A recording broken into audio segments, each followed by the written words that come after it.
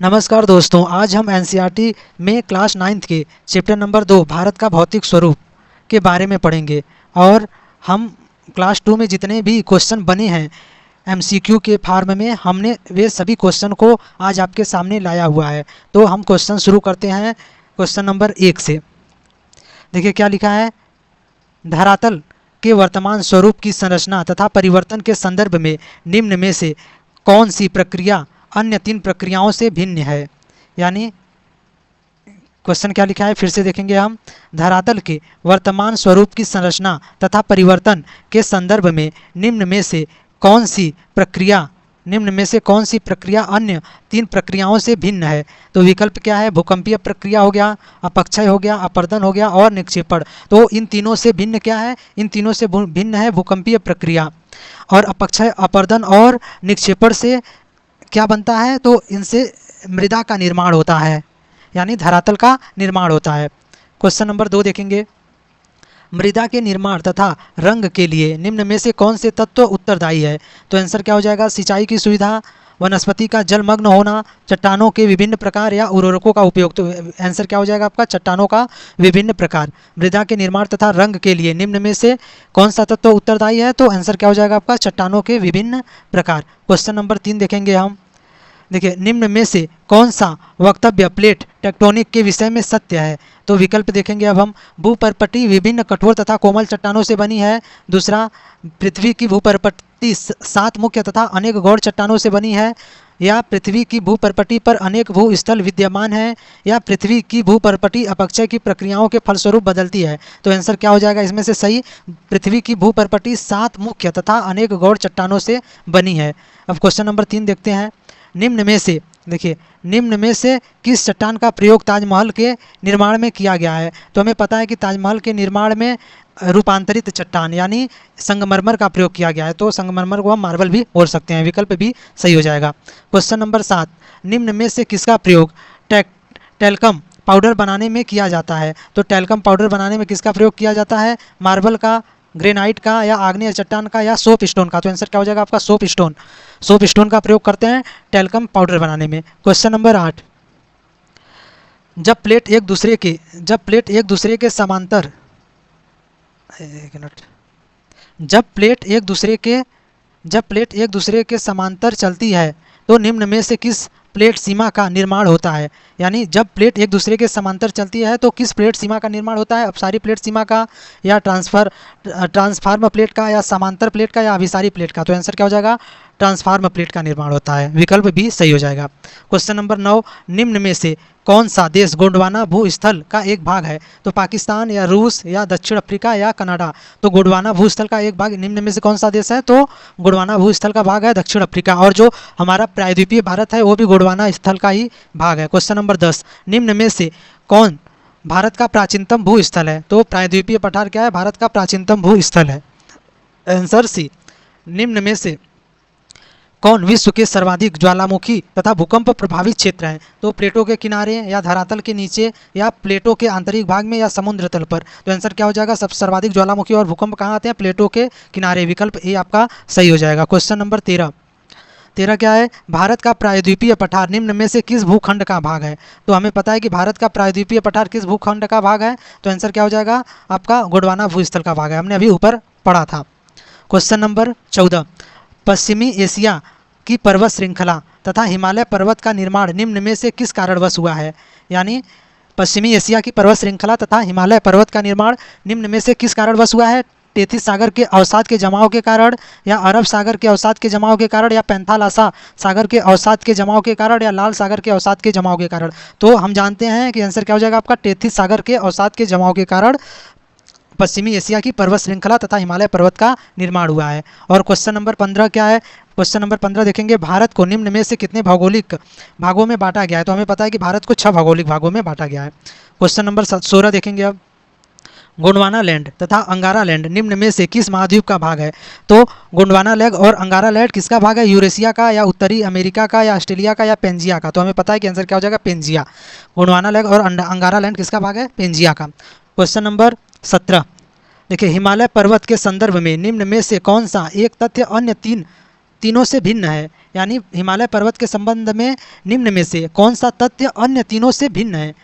यानी हिमाद्री और लघु हिमालय या हिमाचल और एक शिवालिका हिमालय पर्वत का ये तीनों भाग है, और छोटा नागपुर का पठार हिमालय पर्वत का भाग नहीं है। तो भिन्न क्या हो जाएगा, छोटा नागपुर का पठार। विकल्प 4 आपका सही हो जाएगा। अब क्वेश्चन नंबर 18 देखेंगे, निम्न में से कौन भारत के नवीनतम भू स्थल है। तो हमें पता है कि प्रायद्वीपीय तथा मालवा का पठार नवीनतम नहीं है भारत का, थार का मरुस्थल भी नहीं है, पश्चिमी घाट तथा तटीय मैदान भी नहीं है। तो आंसर क्या हो जाएगा, हिमालय तथा उत्तरी मैदान जो है भारत के नवीनतम भू स्थल है। क्वेश्चन नंबर 19, हिमाचल हिमालय निम्न में से किसके लिए प्रसिद्ध है। तो अत्यधिक वर्षा के लिए, पर्वतीय स्थल के लिए, या बड़े मैदान के लिए, तो हिमपात के लिए। तो हिमाचल हिमालय जो है वो पर्वतीय स्थल के लिए प्रसिद्ध है। क्वेश्चन नंबर 20, पूर्वांचल पहाड़ियों के संदर्भ में निम्न में से कौन सा तथ्य अन्य तीनों से भिन्न है। पटकाई पहाड़ियाँ ये पूर्वांचल का भाग है, महादेव पहाड़ी भी पूर्वांचल का भाग है, नहीं सॉरी ये नहीं, महादेव जो पहाड़ी है वो पूर्वांचल का भाग नहीं है। मिजो तथा मणिपुर पहाड़ी पूर्वांचल का भाग है, नागा पहाड़ी भी पूर्वांचल का भाग है, लेकिन महादेव पहाड़ी जो है वो सतपुड़ा पर्वत श्रृंखला का भाग है। ठीक है, अब आगे देंगे, सतपुड़ा तथा विंध्याचल जो पर्वत श्रृंखला है उनमें महादेव पहाड़ियाँ पाई जाती हैं। क्वेश्चन नंबर 21, हिमाद्री की औसत ऊंचाई कितनी है। तो हमें पता है कि हिमाद्री की औसत ऊंचाई है 6100 मीटर, और हिमाद्री जो है इसी को वृहत हिमालय या महान हिमालय भी बोलते हैं, वृहत हिमालय या महान हिमालय।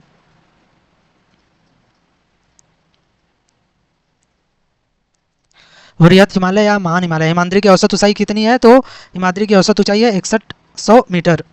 क्वेश्चन नंबर 22, लद्दाख पठार की ऊंचाई कितनी है। तो लद्दाख पठार की ऊंचाई है लगभग 4 किलोमीटर यानी 4000 मीटर के लगभग। क्वेश्चन नंबर 23, देखिए गाडविन आस्टीन किस पर्वत श्रेणी में स्थित है। तो गाडविन आस्टीन कहाँ पर स्थित है। तो गाडविन आस्टीन को ही केटू बोलते हैं, जो इस समय पीओके में स्थित है, यानी जिस पर भारत का पाकिस्तान का कब्जा है वहाँ पर स्थित है गाडविन आस्टीन। भारत की सबसे ऊंची पर्वत श्रेणी चोटी है, और गाडविन आस्टीन केटू की ऊंचाई है 8611 मीटर ऊंची है। और यह किस पर्वत श्रेणी में है। तो काराकोरम में। क्वेश्चन नंबर 24, उत्तर पूर्वी राज्यों में स्थित हिमालय को किस नाम से जाना जाता है। तो उत्तर पूर्वी राज्यों में जो स्थित हिमालय है उनको पूर्वांचल के नाम से जाना जाता है, और इसी में कौन कौन सी नागा, मिजो, मणिपुर पहाड़ियाँ, लुगाई पहाड़ियाँ ये सब कहाँ आती हैं, पूर्वांचल में आती हैं ये लोग। क्वेश्चन नंबर 25, भारतीय हिमालय की सर्वोच्च चोटी कौन है। तो भारतीय हिमालय की सर्वोच्च चोटी है कंचनजंगा। भारतीय हिमालय की भारतीय हिमालय की सर्वोच्च चोटी, तो अगर देखा जाए तो माउंटेन एवरेस्ट जो है हिमालय की सबसे ऊंची चोटी है, और जो कि विश्व में सबसे ऊंची है। इसकी ऊंचाई है 8848 मीटर, माउंटेन एवरेस्ट। लेकिन अगर बोला जाए कि भारत में स्थित हिमालय की सबसे ऊंची चोटी तो कंचनजंगा है, और इसकी ऊंचाई कितनी है। तो इसकी ऊंचाई है 8598 मीटर। और नंदा देवी और नंगा पर्वत, नंदा देवी उत्तराखंड में स्थित है। क्वेश्चन नंबर 26, नीलगिरी किसका भाग है। तो नीलगिरी किसका भाग है, पूर्वी घाट का, पश्चिमी घाट का, या विंध्याचल का, या सतपुड़ा का। तो नीलगिरी जो है पश्चिमी घाट का भाग है, बी विकल्प सही हो जाएगा। क्वेश्चन नंबर 27, कश्मीर घाटी किसके बीच स्थित है। तो कश्मीर घाटी किसके बीच स्थित है। तो कश्मीर घाटी जो है लघु हिमालय और बा हिमालय के बीच स्थित है। कश्मीर घाटी कहाँ है, विकल्प 3 आ जाएगा। काराकोरम व महान हिमालय नहीं, जास्कर व पीर पंजाल के बीच भी नहीं, विंध्याचल व सतपुड़ा के बीच भी नहीं, लघु हिमालय तथा वाह हिमालय यानी शिवालिका के बीच स्थित है। वाह हिमालय को शिवालिका भी बोलते हैं। क्वेश्चन नंबर 28, लक्षद्वीप कहाँ स्थित है। तो लक्षद्वीप हमें पता है, हमने पढ़ा था इसके पहले कि लक्षद्वीप अरब सागर में स्थित है। और अंडमान निकोबार द्वीप समूह कहाँ है। अंडमान निकोबार द्वीप समूह तो बंगाल की खाड़ी में। अंडमान निकोबार कहाँ स्थित है, अंडमान निकोबार। तो अंडमान निकोबार स्थित है बंगाल की खाड़ी में। क्वेश्चन नंबर 29, देखिए श्रीलंका और भारत के बीच कौन सा द्वीप है। तो श्रीलंका और भारत के बीच एलिफेंटा द्वीप नहीं है, निकोबार द्वीप भी नहीं है, लक्षद्वीप भी नहीं है। रामेश्वरम द्वीप कहाँ है, भारत और श्रीलंका के बीच, विकल्प सी सही हो जाएगा। क्वेश्चन नंबर 30, अंडमान निकोबार द्वीप समूह में कुल कितने द्वीप हैं। तो अंडमान निकोबार द्वीप समूह में लगभग 232 द्वीप के लगभग हैं। तो इसमें 232 दिया ही नहीं है, एनसीईआरटी में दिया है 232 के लगभग। इसका डाउट है कुछ, हम इसको बाद में बताएंगे। 232 या शायद 5 एनसीईआरटी में क्लास 9th के जियोग्राफी में दिया हुआ है, 532 दिया है। अंडमान निकोबार द्वीप समूह में 532 द्वीप है, और विकल्प इसमें से कोई दिया नहीं है। अब हम आगे देखते हैं, लक्षद्वीप समूह में कितने द्वीप आबाद हैं। क्वेश्चन नंबर 31, लक्षद्वीप समूह में कितने द्वीप आबाद हैं। तो 10 द्वीप। आंसर क्या हो जाएगा, ए। किस पर्वत को साद्री कहा जाता है। क्वेश्चन नंबर 32, तो किस पर्वत को साद्री कहा जाता है। तो पश्चिमी घाट को साद्री बोलते हैं। क्वेश्चन नंबर 33, निम्नलिखित में से कौन सी चोटी भारत में स्थित नहीं है। तो केटू भारत में स्थित है, कामेट भी भारत में स्थित है, नंदा देवी भी भारत में स्थित है, और माउंटेन एवरेस्ट कहाँ स्थित है? नेपाल में। क्वेश्चन नंबर 34 देखिए, बिहार के उत्तर पश्चिम किनारे पर हिमालय की कौन सी श्रेणी है? तो बिहार के उत्तर पश्चिम किनारे पर हिमालय की सबसे बाहरी श्रृंखला है, यानी जो जिसे हम शिवालिका भी बोलते हैं। विकल्प भी सही हो जाएगा। क्वेश्चन नंबर 35 देखिए, हिमालय के निर्माण में कौन सा सिद्धांत सर्वमान्य है? तो हिमालय के निर्माण में महाद्वीपीय विस्थापन का सिद्धांत नहीं, भूमंडलीय गतिशीलता का सिद्धांत नहीं, प्लेट विवर्तनिक का सिद्धांत क्या है? सर्वमान्य है। आंसर क्या हो जाएगा? सी।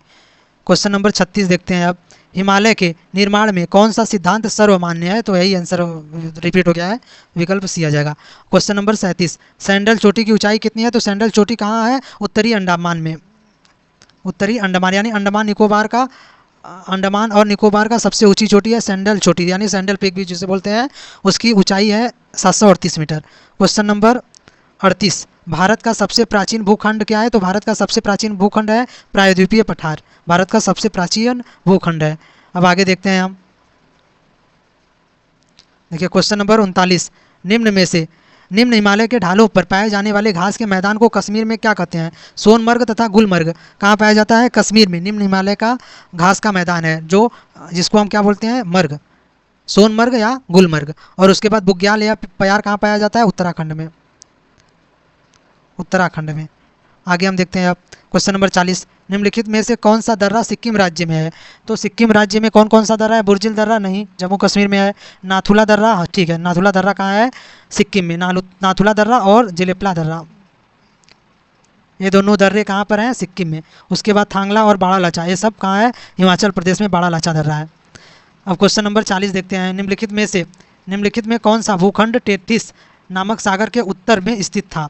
तो इनमें से कौन सा भूखंड था जो टेथिस नामक सागर के उत्तर में स्थित था? तो लारेंसिया कहाँ था? टेथिस सागर के उत्तर में स्थित द्वीप था। क्वेश्चन नंबर 42 हिमालय की सबसे बाहरी श्रृंखला को निम्न में से क्या कहा जाता है? तो मैंने बताया था कि हिमालय की सबसे बाहरी श्रृंखला को शिवालिका बोलते हैं हम लोग।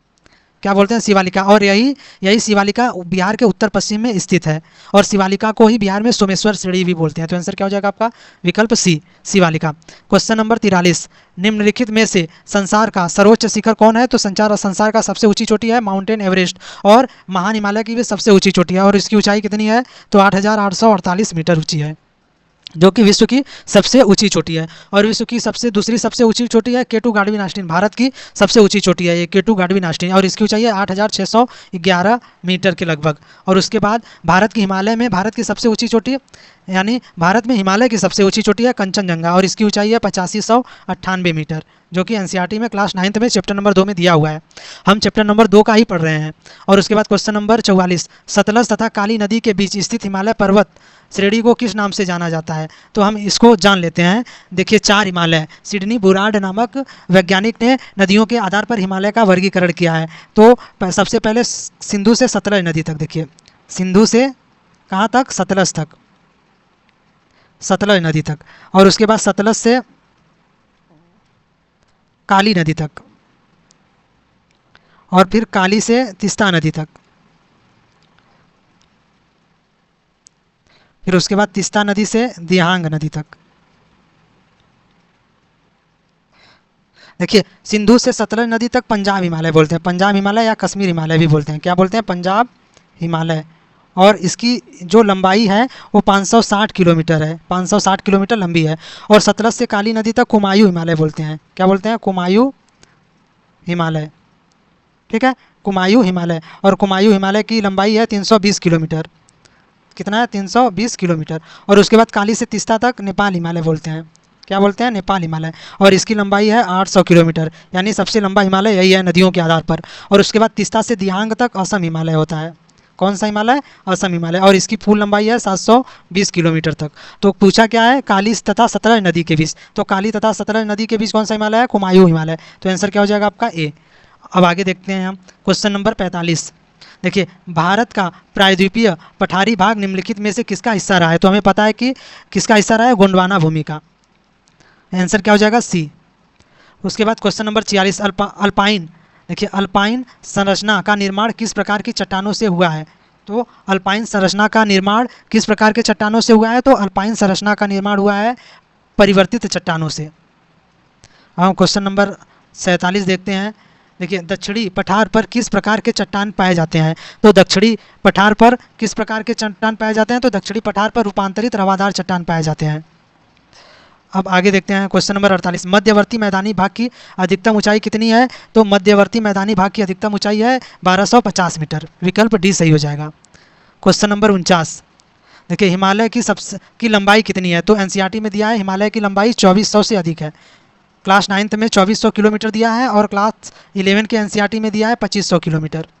तो हिमालय की लंबाई कितनी है? 2500 किलोमीटर। विकल्प भी सही हो जाएगा। क्वेश्चन नंबर 50, एवरेस्ट की ऊंचाई क्या है? तो एवरेस्ट की ऊंचाई हमें पता है कि 8848 मीटर और यह कहाँ पर स्थित है? नेपाल में। और यह विश्व की सबसे ऊंची चोटी है और यह महान हिमालय की भी सबसे ऊंची चोटी है। और नेपाल में एवरेस्ट पर्वत को बोलते हैं सागर माथा। अब आगे देखते हैं हम। देखिए क्वेश्चन नंबर 51, हिमाचल हिमालय को और किन नामों से जाना जाता है? तो हिमाचल हिमालय को मध्य हिमालय या लघु हिमालय के नाम से भी जानते हैं। तो क्या हो जाएगा आंसर? मध्य हिमालय। हिमाचल हिमालय को मध्य हिमालय के नाम से जानते हैं। सबसे पहले कौन सा हिमालय है? देखिए यहाँ पर हिमालय भी देख लेते हैं। सबसे ऊपर कौन सा हिमालय है? महान हिमालय। फिर उसके बाद मध्य हिमालय, फिर उसके बाद शिवालिका यानी शिवालिक। तो महान हिमालय की औसत ऊंचाई कितनी है? 6100 मीटर। और उसके बाद मध्य हिमालय की औसत ऊंचाई है 3700 से 4500 मीटर। और शिवालिका की औसत ऊंचाई है शिवालिक की 600 से 900 मीटर। यह है इसकी औसत ऊंचाई। ठीक है, यानी हिमाचल हिमालय को मध्य हिमालय के नाम से भी जानते हैं। और उसके बाद क्वेश्चन नंबर 52, दक्षिण भारत की सर्वोच्च चोटी का नाम क्या है? तो दक्षिण भारत की सर्वोच्च चोटी है अनाईमुड़ी और यह कहाँ पर है? अन्नामलाई पर्वत श्रेणी में स्थित है। और इसकी ऊंचाई कितनी है? तो 2695 मीटर। और उसके बाद नीलगिरी, नीलगिरी की सबसे ऊंची चोटी है डोडा बेट्टा। और डोडा बेट्टा की सबसे ऊंचाई कितनी है? तो डोडा बेट्टा की ऊंचाई है 2633 मीटर। कितनी है? 2633 मीटर। और महेंद्रगिरी की ऊंचाई क्या है? पूर्वी घाट की एनसीईआरटी के अनुसार पूर्वी घाट की सबसे ऊंची चोटी क्या है? महेंद्रगिरी। और कहाँ पर है महेंद्रगिरी? उड़ीसा में है और इसकी ऊंचाई है लगभग 1500 मीटर।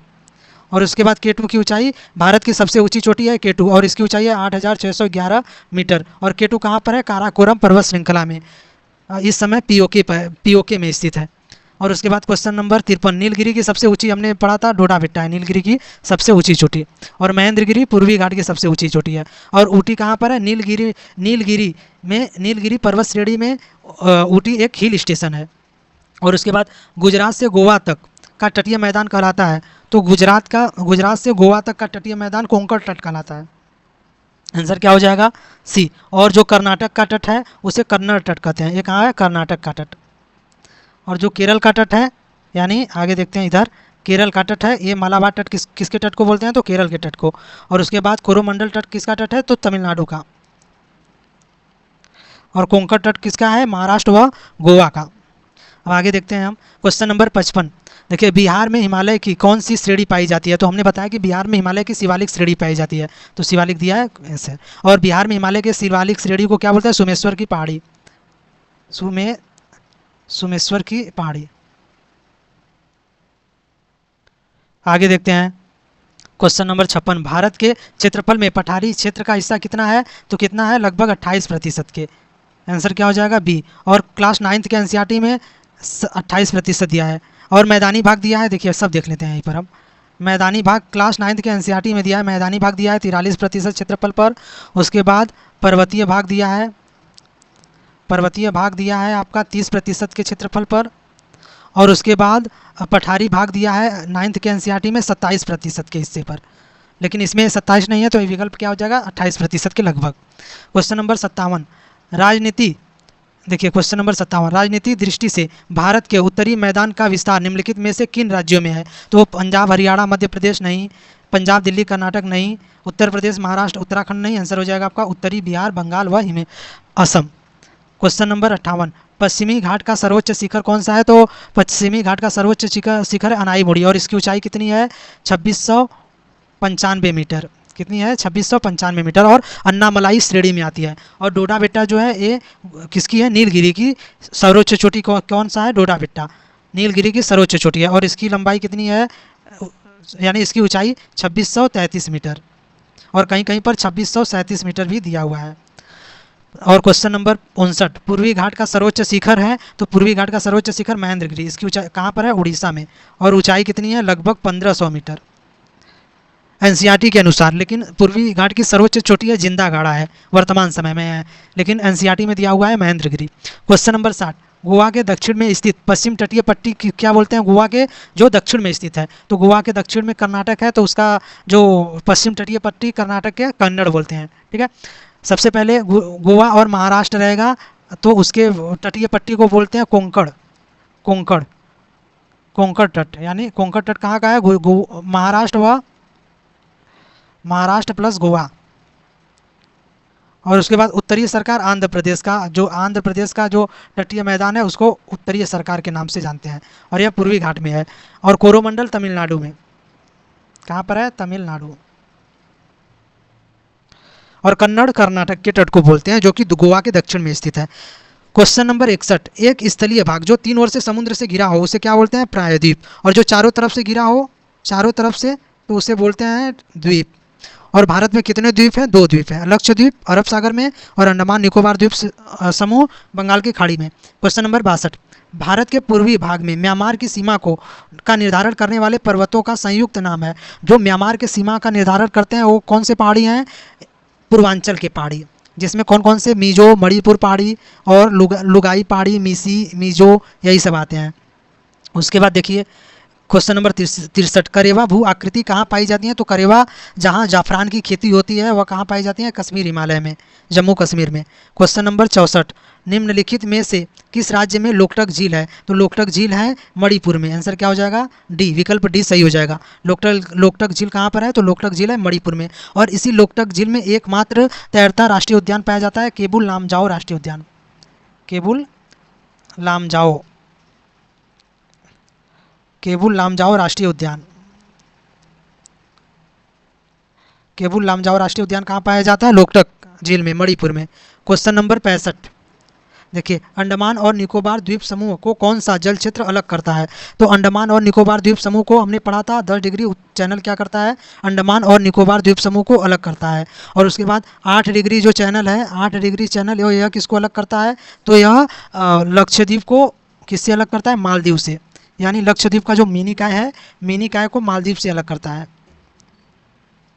मिनी काय को किससे अलग करता है, मालदीव से, या हम इसको मालदीव से, या हम इसको बोल सकते हैं कि लक्षद्वीप को किससे अलग करता है, लक्षद्वीप को मालदीव से अलग करता है, मालदीव से, ठीक है। अब हम आगे देखते हैं क्वेश्चन नंबर 66, डोडा बेटा चोटी निम्नलिखित में से कौन सी पहाड़ी श्रृंखला में स्थित है, तो डोडा बेटा कहाँ स्थित है, तो नीलगिरी पहाड़ी श्रृंखला में। और डोडा बेटा की ऊंचाई कितनी है, तो 2633 मीटर ऊंची है डोडा बेटा। और सबसे ऊंची चोटी अनाईमुड़ी है दक्षिण भारत की या प्रायद्वीपीय भारत की। देखिए ऊटी क्या है, ऊटी जो है ना नीलगिरी में है। क्वेश्चन नंबर 67, ऊटी क्या है, तो ऊटी नीलगिरी में है, यानी दक्षिण भारत का एक हिल स्टेशन है, स्वास्थ्यवर्धक स्थल है। देखिए क्वेश्चन नंबर 68, प्रायद्वीपीय पठार की औसत ऊंचाई कितनी है, तो प्रायद्वीपीय पठार की औसत ऊंचाई है 600 से 900 मीटर, यानी 400 से 900 मीटर। इसमें विकल्प क्या हो जाएगा, 400 से 900 मीटर तक, या कहीं कहीं 600 से 900 मीटर देगा तो वो भी क्या रहेगा, सही रहेगा। और उसके बाद क्वेश्चन नंबर 69 देखेंगे हम, गुरु शिखर सर्वोच्च चोटी है, यानी गुरु शिखर की सर्वोच्च चोटी किसकी सर्वोच्च चोटी है, गुरु शिखर, तो अरावली की सर्वोच्च चोटी है गुरु शिखर। और गुरु शिखर की ऊंचाई कितनी है, तो 1722 मीटर ऊंची है गुरु शिखर। और पश्चिमी घाट की सबसे ऊंची चोटी कौन सी है, तो यानी कौन सी है, अनाईमुड़ी। क्वेश्चन नंबर 70, देखिए दक्कन पठारी क्षेत्र में किस प्रकार की चट्टान की प्रधानता मिलती है, तो दक्कन पठारी क्षेत्र में किस प्रकार की चट्टान है, तो बेसाल्ट चट्टान है, यानी आग्नेय या basalt. Question number 71, Patkai, Bum, Naga hill तथा लुसाई हिल किस पर्वत श्रेणियाँ का हिस्सा है, तो ये सब किसका हिस्सा है, पूर्वांचल का हिस्सा है, लुसाई, लुगाई, लुसाई। क्वेश्चन नंबर 72, इनमें से कौन हिमालय की सर्वोच्च श्रेणी है, तो हिमालय की सर्वोच्च श्रेणी हिमालय, हिमाद्री, शिवालिका या सह्याद्री, तो हिमाद्री जो है हिमालय की सर्वोच्च चोटी है, 6100 मीटर इसकी औसत ऊंचाई है। और सह्याद्री पश्चिमी घाट को बोलते हैं, और हिमालय का सबसे बाह हिमालय शिवालिका को बोलते हैं, यानी सबसे दक्षिणी हिमालय है, दक्षिणी हिमालय, इसे बाह हिमालय भी बोलते हैं। और इसकी जो औसत ऊंचाई है 600 से 900 मीटर है। और उसके बाद वो हिमालय यानी लघु हिमालय या मध्य हिमालय को इसको हिमाचल बोलते हैं, और इसकी ऊंचाई है 3700 से 4500 मीटर तक। देखिए इनमें से कौन हिमालय के उत्तर में स्थित है? तो हिमालय के उत्तर में कौन स्थित है? हिंदू कुश या पटकाई या अरावली या काराकोरम? तो हिमालय के उत्तर में स्थित है काराकोरम। सबसे पहले ऐसे स्थित है, देखिए सबसे उत्तर से दक्षिण की ओर जाएंगे तो सबसे पहले कौन सा आएगा आपका? काराकोरम। काराकोरम, फिर उसके बाद लद्दाख, फिर जास्कर, फिर उसके बाद महान हिमालय, फिर उसके बाद मध्य हिमालय। महान हिमालय को हिमाद्री भी बोलते हैं। मध्य हिमालय, फिर उसके बाद शिवालिका यानी शिवालिक। ये हो गया आपका। उसके बाद क्वेश्चन नंबर 74 देखते हैं। निम्नलिखित में से कौन सी चोटी भारत में स्थित नहीं है? तो K2 भारत में है, नंदा देवी भी, डोडा बेटा भी, लेकिन माउंट एवरेस्ट जो है भारत में स्थित नहीं है। विकल्प डी सही हो जाएगा। और क्वेश्चन नंबर 75, महेंद्रगिरी किस राज्य में स्थित है? महेंद्रगिरी किस राज्य में स्थित है? झारखंड में, उड़ीसा में और आंध्र प्रदेश या कर्नाटक में? तो महेंद्रगिरी कहाँ स्थित है? उड़ीसा में। और पूर्वी घाट की सबसे ऊंची चोटी है NCERT के अनुसार। और महेंद्रगिरी की ऊंचाई कितनी है? लगभग 1500 मीटर ऊंची है। क्वेश्चन नंबर 76, इनमें से देखिए इनमें कौन केरल को तमिलनाडु से अलग करता है? तो केरल को तमिलनाडु से अलग कौन करता है? तो पालघाट जो है, पालघाट दर्रा जो है केरल को तमिलनाडु से अलग करता है। और उसके बाद थालघाट दर्रा किसको किसको जोड़ता है? थालघाट और भोरघाट दोनों कहाँ पर है? महाराष्ट्र में। कहाँ है? महाराष्ट्र में। और उसके बाद जो थालघाट है वो क्या करता है? मुंबई को नासिक से जोड़ता है। मुंबई को किससे जोड़ता है? नासिक से। और उसके बाद जो भोरघाट है वो मुंबई को किससे जोड़ता है? मुंबई को किससे जोड़ता है? तो मुंबई को जोड़ता है पूना से। ठीक है। और उसके बाद सिपकिला दर्रा है, तो ये हिमाचल प्रदेश में है। कहाँ पर? हिमाचल प्रदेश। और इसी सिपकिला दर्रा से सतलज नदी भारत में प्रवेश करती है। सतलज नदी क्या करती है? भारत में प्रवेश करती है। अब हम आगे देखेंगे। देखिए किस पहाड़ी पर लावा निक्षेप मिलता है? तो किस पर लावा निक्षेप मिलेगा?